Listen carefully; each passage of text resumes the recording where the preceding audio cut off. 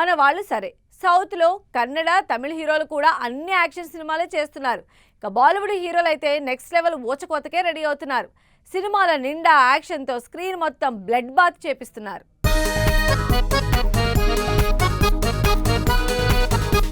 సౌత్లో నాన్ తెలుగు లాంగ్వేజెస్లో యంగ్ హీరోల్లో యాక్షన్లో కొత్త దారి చూపించిన hero undoubtedly Yash.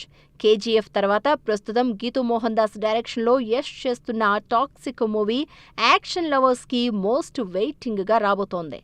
Drugs mafia back డ్రాప్లో భారీ బడ్జెట్తో తెరకెక్కుతున్న టాక్సిక్ జస్ట్ టీజర్తోనే ఊచకోత అన్న హింట్ ఇచ్చింది. సౌత్తో పాటు బాలీవుడ్లో ఈ రేంజ్ హై వోల్టేజ్ యాక్షన్తో రాబోతోన్న సినిమా కింగ్. షారుఖ్ ఖాన్, దీపికా పదుకొన్ జంటగా సిద్ధార్థ్ ఆనంద్ డైరెక్షన్లో తెరకెక్కుతున్న ఈ మ్యాసివ్ యాక్షన్ ఎంటర్టైనర్ కూడా కంప్లీట్ యాక్షన్తోనే ఫిల్ చేస్తున్నారు.